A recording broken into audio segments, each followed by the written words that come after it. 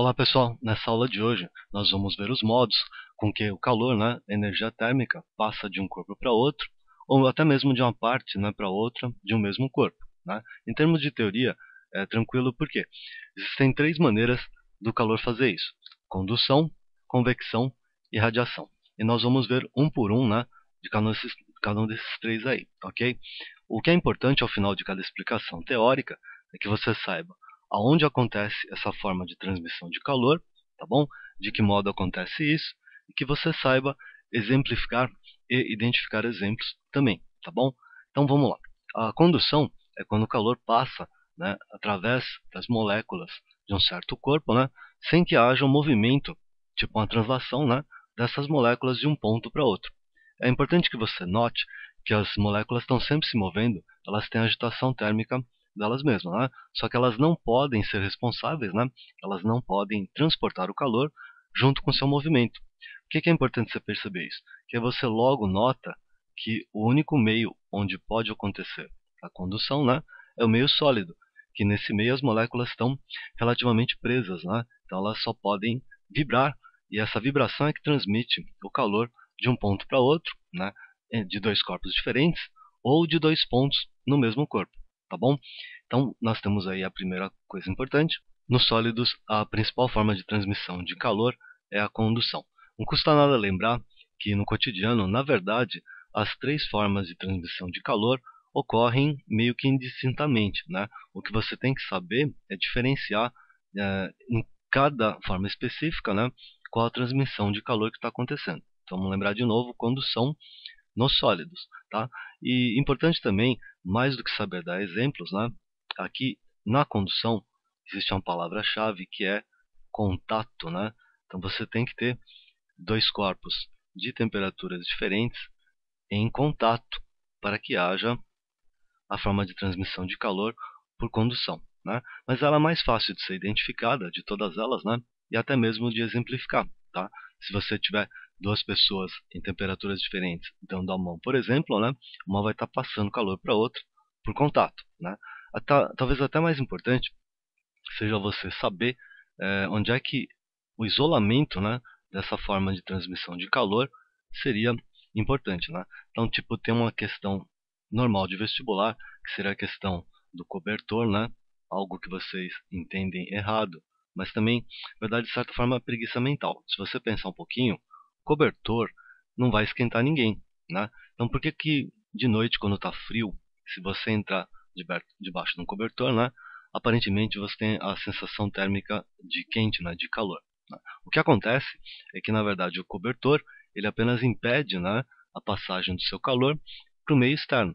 Tanto é que você só vai sentir essa sensação de calor alguns instantes depois de você se cobrir, tá?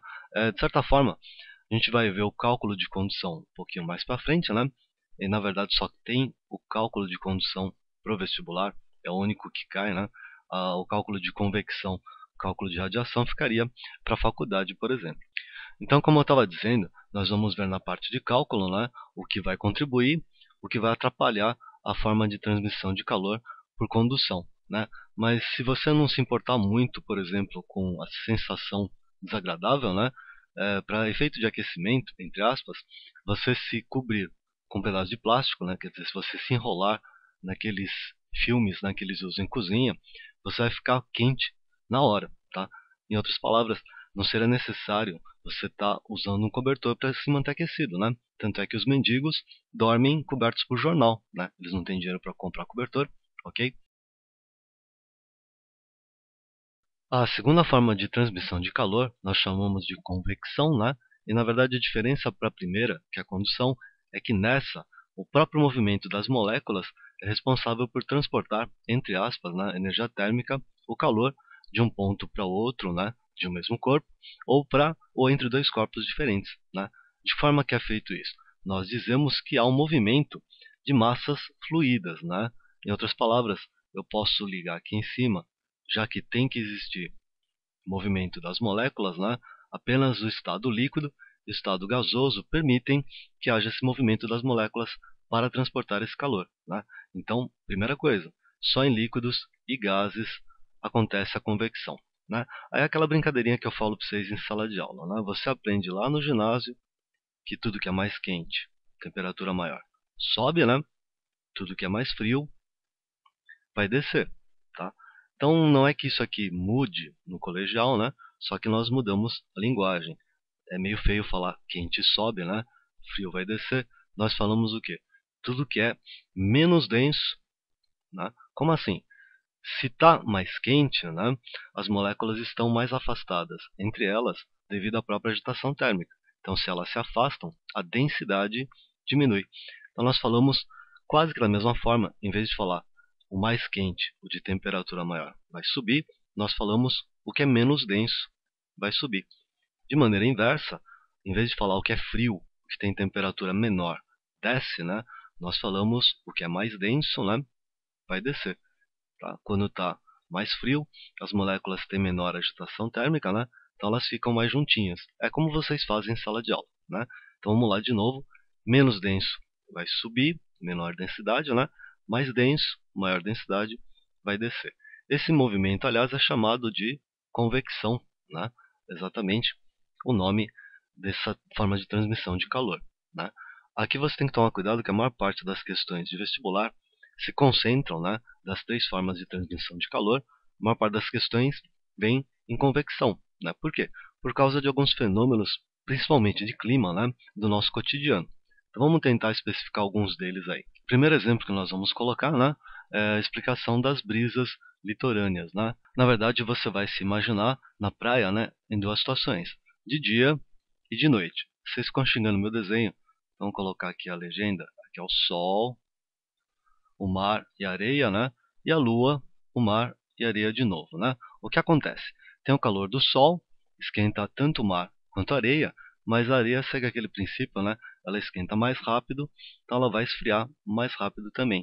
Então você vai ter uma convecção, né? Uma corrente de convecção maior a partir da superfície da areia em direção ao alto, né? O que acontece aqui em cima é aquele outro princípio da física, né? Dois corpos não podem ocupar o mesmo lugar no espaço. Então, no momento que o ar quente sobe, ele vai expulsar esse ar frio para baixo, tá? E aí você vai ter essa circulação. Só que o que importa para mim é esse pedaço aqui embaixo, né? Porque eu estou aqui, né, na areia. O que eu vou sentir então? Durante o dia, eu vou sentir uma brisa que vem sempre do mar para a areia, né? Ou é de noite, não é igual? Não.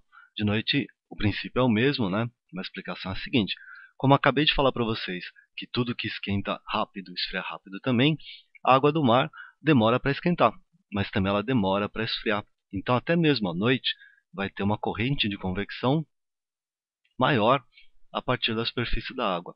Tá? Então você vai ter ar quente subindo aqui da superfície da água, chega aqui em cima, mesmo princípio. Dois corpos não ocupam o mesmo lugar no espaço, né? Então essa massa de ar quente expulsa essa massa de ar frio para baixo. Você tem essa corrente de convecção. E novamente o que importa para mim é essa parte aqui de baixo, né? Porque eu vou estar aqui embaixo. E aí de noite o que eu vou sentir? A brisa litorânea de noite, ela sempre vai soprar da areia, né, do continente, em direção ao mar, tá bom? Então você compara as duas figuras, você vê isso aí. Isso aqui era um probleminha que antigamente era muito perguntado em vestibular, né? Mas apesar de não ter uma incidência tão grande hoje em dia, o princípio você tem que conhecer para estar explicando as questões aí. Outra questão de vestibular baseado em fatos do cotidiano, né, que é muito frequente também, é a explicação da inversão térmica.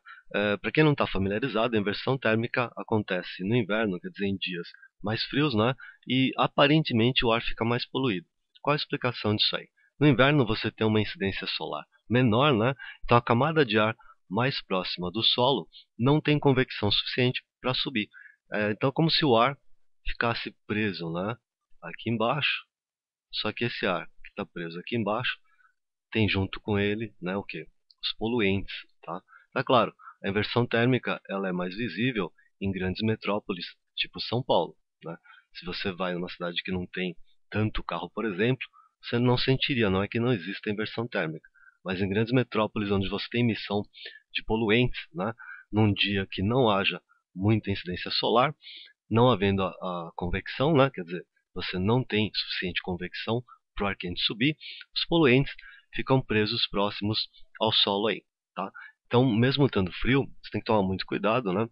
Em termos de dispersão de poluentes, um dia mais quente será melhor, né? Por quê? Na verdade, não é que exista mais ou menos poluição, mas num dia mais quente, a convecção sendo maior, né, também leva embora esses poluentes para camadas superiores da atmosfera. Uma terceira coisa do cotidiano que é importante vocês lembrarem também seria a questão por que os aparelhos de ar-condicionado, né, devem ser instalados preferencialmente no alto, né, quer dizer, longe do chão. A ideia é a seguinte: o ar-condicionado, no momento que ele soltar o ar frio, né, o ar frio, por ser mais denso, ele vai descer. Aqui, de certa forma, acontece o contrário da explicação da brisa litorânea que eu falei para vocês, né? Chega aqui embaixo, dois corpos não podem ocupar o mesmo lugar no espaço, então isso aqui, esse movimento de ar frio, levaria o ar quente a circular preferencialmente para cima. Então você tem de novo formação de uma corrente de convecção. Isso aqui não aconteceria se você colocasse o aparelho de ar-condicionado, né, aqui embaixo. Por quê? Aí o ar-condicionado soltaria ar frio e o ar frio ficaria por aqui mesmo, né? Ele não provocaria, não teria como provocar uma convecção suficiente, né, para formar essa corrente aqui, tá bom? Então, de certa forma, aqui o frio, entre aspas, né, se distribuiria de maneira mais uniforme, tá bom?